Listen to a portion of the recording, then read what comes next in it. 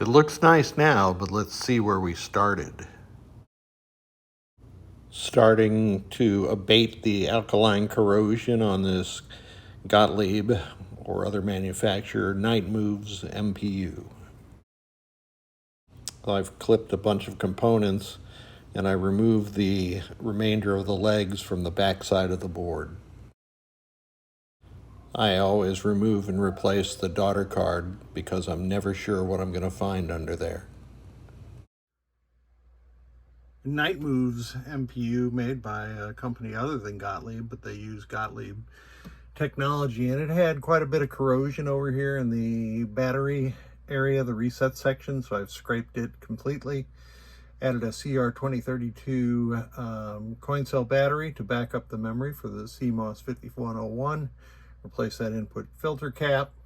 This one had a switch matrix issue also, so I've replaced the 7400 with a white dot on it and the 7432. Interestingly, it thought there was a tilt switch closed, and that was because a gate on the 7432 was erroneously telling the CPU software to read these dip switches, and it just happened that the correct dip switch was closed to make the CPU think that a tilt switch was closed. Now this game wants the slam switch open, so I had a jumper wire across there, but I've removed it after I got it all tested.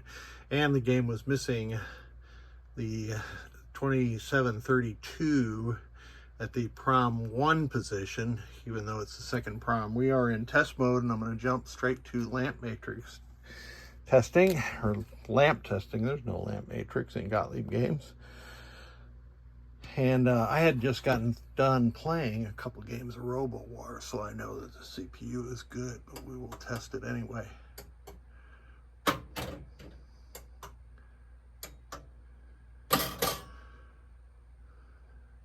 There's some lights going on the play field right now.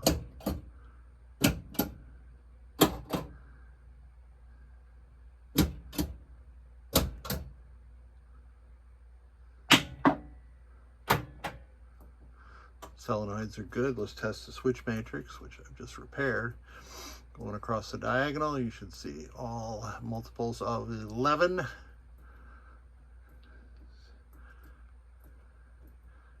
Oh, okay, column 6 works, but row 6 does not. So I'm going to have to come back to that. Row 6 not working. There's your dip switch settings and display test.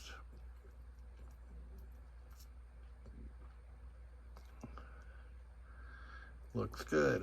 All right, let's go back to, after this finishes, the switch matrix test. Test that row 6 again. All right, let me check into that. Well, if I'd have had 4 hands, I could have showed you what I did here, but all I did was reseat the connection on my test connector. And so let me press a different switch, 77. Now let's test row 6. And you can see that is operating just fine. So it was a matter of probably burnishing the edge connector underneath here, which I like to use a fiberglass pencil for. So this Night Moves MPU and driver board I tested earlier are good to go.